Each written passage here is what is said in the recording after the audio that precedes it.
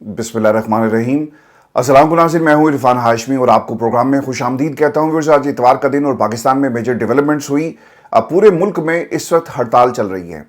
सिंध के अंदर कैनाल्स के मामले को लेकर लोग सरापा एहतजाज हैं। कौम परस्त जमातों की कॉल्स के ऊपर सिंध में शटर डाउन हड़ताल की गई है और मुतालबा सिर्फ एक ही है कि कैनाल मंसूबे को वापस लिया जाए। व्यूअर्स, जहां पर कौम परस्त जमातें और सिंध के अंदर बहुत सारी आवाज़ें इन कैनाल्स के खिलाफ उठ रही हैं, वहीं पर पाकिस्तान पीपल्स पार्टी इस मुद्दे को लेकर तकरीरें ज़रूर करती है, ऐलान भी करती है कि हम इस हुकूमत से अलग हो जाएंगे, लेकिन वो सियासत कर रही है। इसके अलावा पाकिस्तान पीपल्स पार्टी का कोई एजेंडा नहीं है। कौम परस्त जमातों की तरफ से ये सवाल ज़रूर पीपल्स पार्टी की क़यादत से किया जा रहा है कि वफाक में आप इत्तेहादी हैं, ऐवान सदर में आपके वालिद मोहतरम बैठे हैं, 2 सूबों के अंदर आपके गवर्नर्स हैं, 2 सूबों में आपकी हुकूमत है, और इसके बावजूद कैनाल्स मंसूबे पर आप इतनी देर से क्यों बोले और खामोशी क्यों है? तो उसका जवाब एक ही है, पाकिस्तान पीपल्स पार्टी की मर्जी से ही सब कुछ हुआ और अब ये सिर्फ एक धोखा है। दूसरी तरफ शहबाज शरीफ साहब को उनके बड़े भाई ने लंदन से बैठकर ये पैगाम तो दिया कि इस मसले को हल किया जाए, लेकिन पाकिस्तान पीपल्स पार्टी किसानों के नाम पर, कैनाल्स के नाम पर, पानी के नाम पर और कौम परस्त जमातें जो सरापा एहतजाज है, इस एहतजाज के नाम पर सियासत कर रही है। और सिंध के अंदर जी क्रैकडाउन भी किया जा रहा है। बहुत सारे इलाकों के अंदर जब जिए भुट्टो का नारा नहीं लगता, मुर्दाबाद भुट्टो का नारा लगता है, तो पुलिस हरकत में आती है और कैनाल्स के मंसूबे के ऊपर जो इस वक्त लोग सरापा एहतजाज है उनके खिलाफ भी क्रैकडाउन हमने सिंध में होते हुए देखा है। व्यूअर्स, पंजाब के अंदर भी इसी तरह की सूरत हाल है। किसान खालिद घुर्की साहब, उन्होंने एक जो किसान इत्तेहाद को लीड कर रहे हैं, उन्होंने एक प्रेस कॉन्फ्रेंस की और किसान का जिस तरह से इस्तेहसाल किया जा रहा है, आने वाले कुछ दिनों में यानी अगले हफ्ते एक बड़ा एहतजाज प्लान किया जा रहा है और स्ट्रेटजी किसान की यह है कि वो लाहौर की तरफ मार्च करेंगे। खबर के मुताबिक 15 अरब का ऐलान किया गया मरीम नवाज की तरफ से, इसको उन्होंने मजाक करार दिया और जिस तरह से इस्तेहसाल हो रहा है। अब किसान के साथ मजाक क्या हुआ? मरीम नवाज की यकीन दहानी थी कि जाओ जाकर गंदम काश करो और तुम्हें तुम्हारी मेहनत का सिला जरूर मिलेगा। मेहनत का सिला क्या मिलना था? जो उसका बुनियादी रेट है वही किसान को नहीं दिया जा रहा।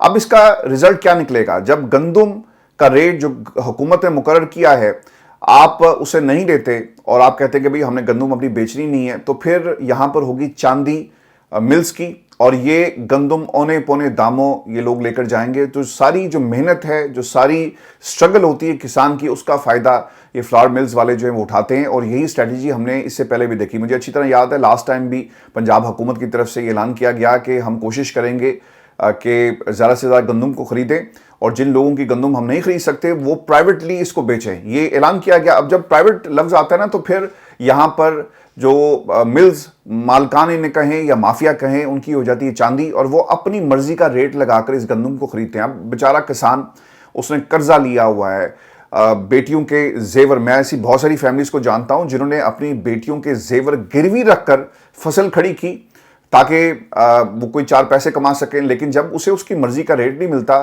तो किसान की सारी मेहनत जो है वो ज़ाया हो जाती है। अब किसान इत्तेहाद ने जी फैसला ये किया है कि ये जो 15 अरब का ऐलान और जो मजाक किया जा रहा है, अगर हमारे मुतालबात को मंजूर नहीं किया गया तो फिर हम लाहौर की तरफ मार्च करेंगे। तो व्यूअर्स, ये तो हो गया किसान इत्तेहाद जो पंजाब में सरापा एहतजाज है। इसके साथ साथ लाहौर में पिछले 12 रोज से जो हेल्थ वर्कर्स हैं, जो प्राइवेट बहुत सारे आपके अस्पताल जिनको प्राइवेटाइजेशन की तरफ आप धकेल रहे हैं और लोगों की नौकरियां खत्म हो जाएंगी, उसके ऊपर भी सरापा एहतजाज लोग पंजाब में आपको नजर आएंगे। और एक एहतजाज वो है जो पाकिस्तान तहरीक इंसाफ कर रही है। आलिया हमजा जिस अंदाज में और जिस तरह से एक हक और सच की आवाज़ बनकर पंजाब में उभरी है, मेरा ख्याल है कि ये बहुत सारे लोगों के लिए एक रोल मॉडल है। और इमरान खान का एक सच्चा सिपाही हमें आलिया हमजा की शक्ल में नज़र आता है। खान साहब ये कहते थे ना कि यार बाहर निकलो, गिरफ्तारियां होंगी तो क्या होगा, मैं गिरफ्तार नहीं हूं, पिछले 2 बरस से मुझे जेल में डाला हुआ है, मेरे ऊपर 300 से ज़ायद मुकदमात हैं। अगर कोई इमरान खान के लेवल की कुर्बानी नहीं दे सकता या इस नज़रिए का, इस बयानी का बोझ नहीं उठा सकता, तो फिर उसे घर बैठना चाहिए। आलिया हमजा घर नहीं बैठी, वो बाहर निकली और आलिया हमजा जैसे बहुत सारे लोग जो हैं वो इस वक्त सरापा एहतजाज पंजाब में आहिस्ता आहिस्ता ये सारे बाहर आएंगे।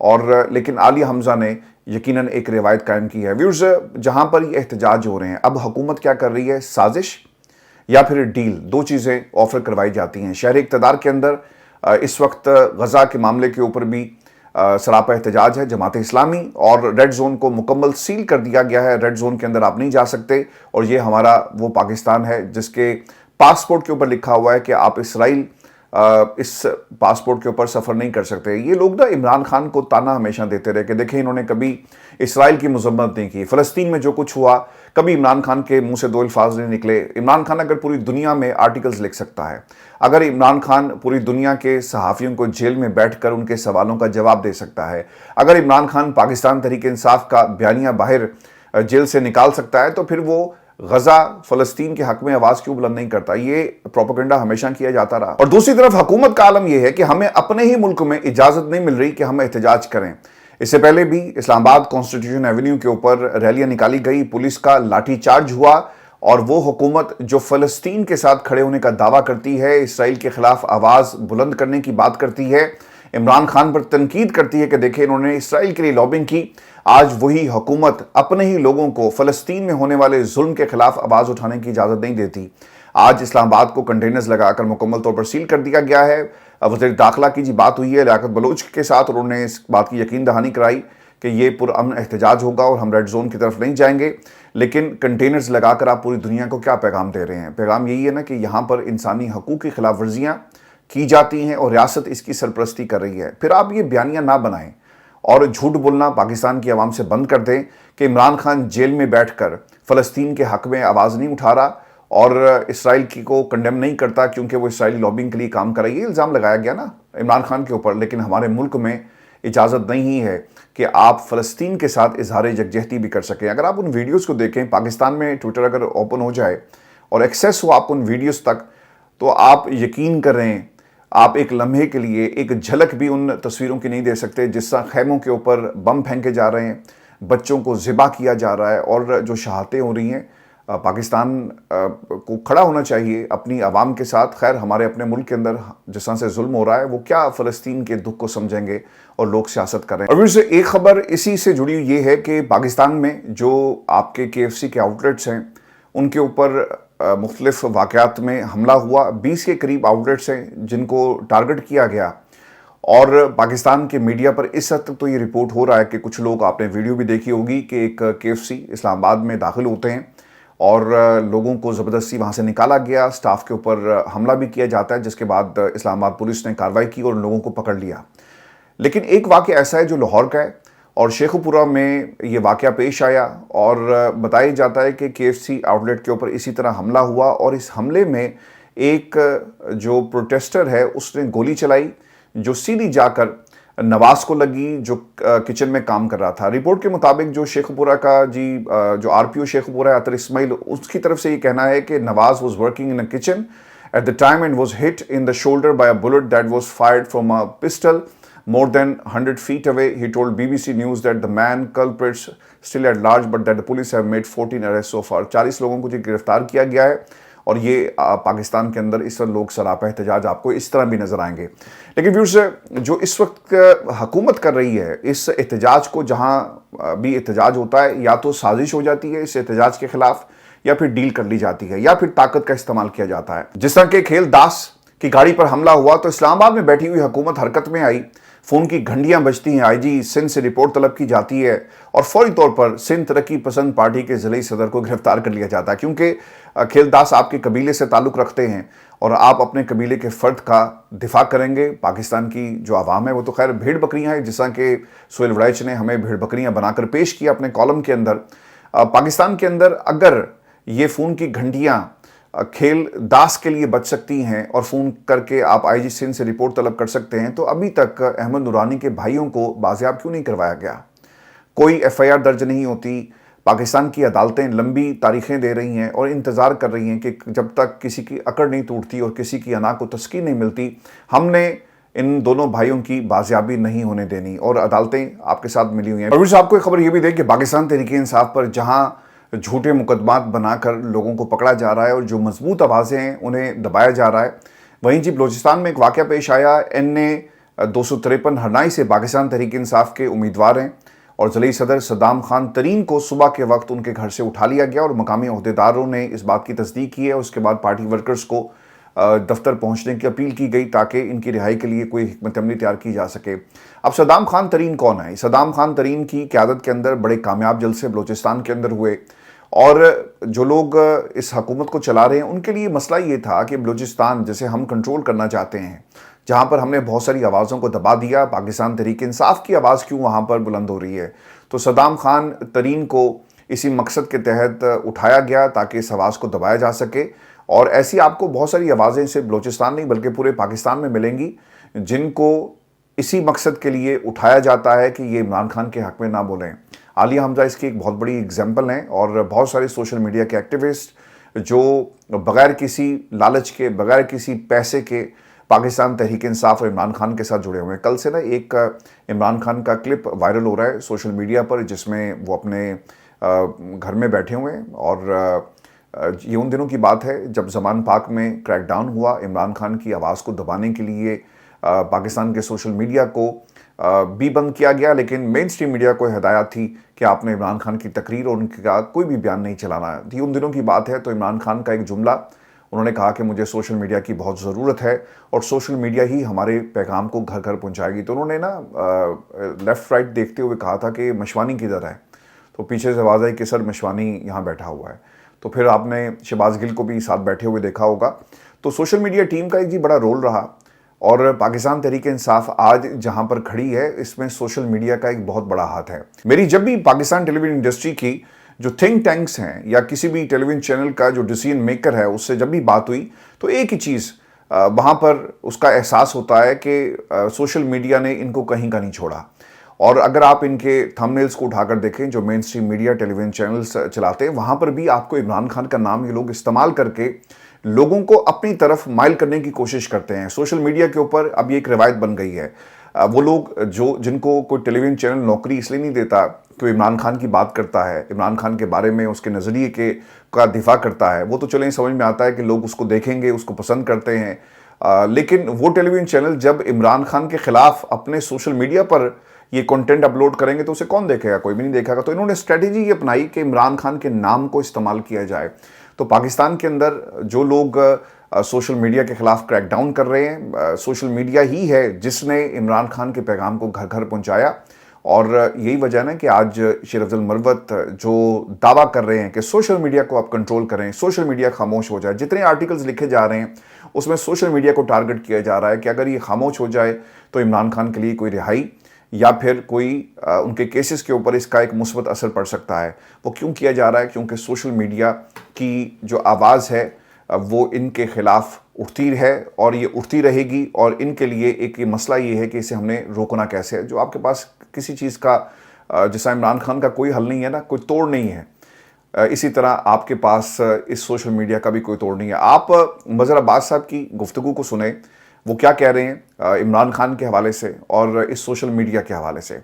سیدھی سی بات ہے، سیاست، عدلیہ یا میڈیا کو اٹھا لیں، اس کی واضح وجہ ایک ہی شخص نظر آتا ہے، اس کا نام ہے عمران خان۔ میڈیا پر پی کا ایکٹ آ رہا ہو یا عدلیہ میں تبدیلی آ رہی ہو تو وجہ کیا ہے؟ عمران خان۔ عمران خان بند ہے، اس کو سزا ہو چکی، اس کے باوجود عمران خان یہاں ہے۔ عمران خان آپ کو ہر جگہ نظر آئے گا، عمران خان ان کے بیانیے میں، عمران خان ان کی سوچ کے اندر، اور عمران خان ان کی پلاننگ کا حصہ ہے۔ جب بھی انہوں نے پاکستان تحریک انصاف کے خلاف کوئی کام کرنا ہو تو عمران خان کو ہی سامنے رکھ کر، اس کے سوشل میڈیا کو سامنے رکھ کر یہ کریک ڈاؤن کیا جاتا ہے۔ آپ جا کر وہ ضرور کلپ دیکھیے گا جس میں خان صاحب سارے جو موبائل فونز تھے ان کے سامنے لگے ہوئے ہیں اور وہ پوچھتے ہیں کہ مشوانی کدھر ہے، اور پھر انہوں نے کہا کہ ہمیں تو سوشل میڈیا کی اس وقت بہت ضرورت ہے۔ تو سوشل میڈیا ہی ہے جس نے عمران خان کے پیغام کو گھر گھر پہنچایا۔ آج یہ جو کامران شاہد بات کر رہے ہیں نا، کامران شاہد ان لوگوں میں سے ایک ہے، یہ شخص جس نے پاکستان میں مخصوص حلقوں کے پیغام کو اپنے پروگرامز کے اندر رکھا، اور کامران شاہد obviously he is not a journalist، لیکن وہ اس قبیلے میں شامل ہوئے بھائی صاحب، اور ان کے جو انٹرویوز ہیں ان لوگوں کے انہوں نے انٹرویوز کیے جو غائب تھے، جو پریس کانفرنسز نہیں کر سکے، ان کے انٹرویوز کروا دیے۔ اب وہ لوگ بھی یہ بات کر رہے ہیں۔ کیا انہوں نے عمران خان کے بارے میں کہا کہ عمران خان گیم اس لیول پر لے گئے کہ خود تو جیل میں بند ہیں، باقی سب کو بھی بند گلی میں بھیج دیا۔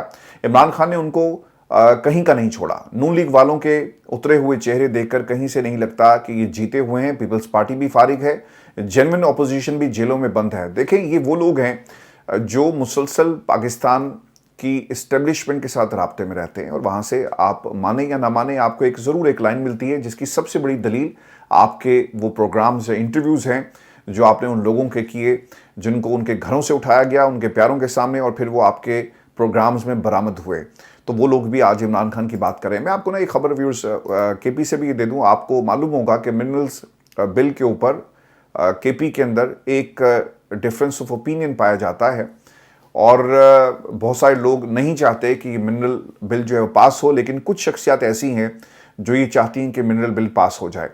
اب آپ کو یاد ہوگا کہ قاضی انور صاحب اور مصدق عباسی صاحب نے ایک احتساب کمیٹی جس کو وہ لیڈ کر رہے تھے، اور وہ کمیٹی بنائی گئی، اسپیکر خیبر پختونخوا اسمبلی بابر سلیم سواتی صاحب پر انہوں نے ایک انکوائری کا آغاز کیا۔ ان کے اوپر الزام تھا کرپشن کا، پھر ان پر یہ بھی الزام تھا کہ انہوں نے بہت ساری غیر قانونی بھرتیاں کی ہیں، تو اب اس کی رپورٹ جاری کر دی گئی ہے۔ تو دوسری طرف قاضی انور اور مصدق عباسی صاحب کے درمیان اختلاف پایا گیا۔ انہوں نے کیا کیا جی کہ قاضی انور صاحب نے اس رپورٹ کو اٹھایا اور سلمان اکرم راجہ صاحب کو یہ رپورٹ انہوں نے بھیج دی۔ اب مصدق عباسی صاحب یہ کہتے ہیں کہ قاضی انور صاحب کو یہ نہیں کرنا چاہیے تھا، اور قاضی انور صاحب کا یہ خیال ہے کہ یہ جو سواتی صاحب ہیں انہوں نے کسی قسم کی کوئی کرپشن نہیں کی، لیکن مصدق عباسی صاحب اس سے اتفاق نہیں کرتے۔ اب یہ معاملہ عمران خان کے سامنے جائے گا، سفارشات رکھی جائیں گی، لیکن ایک چیز آپ نے یاد رکھنی ہے اور بڑی انٹرسٹنگ، یہ اسی خبر سے جڑی ہوئی یہ بھی اس کا ایک اینگل ہے کہ منرل بل، اعظم سواتی صاحب نے ایک گلہ کیا اور الزام لگایا بابر سواتی کے اوپر، اور بابر سواتی صاحب سپیکر ہیں۔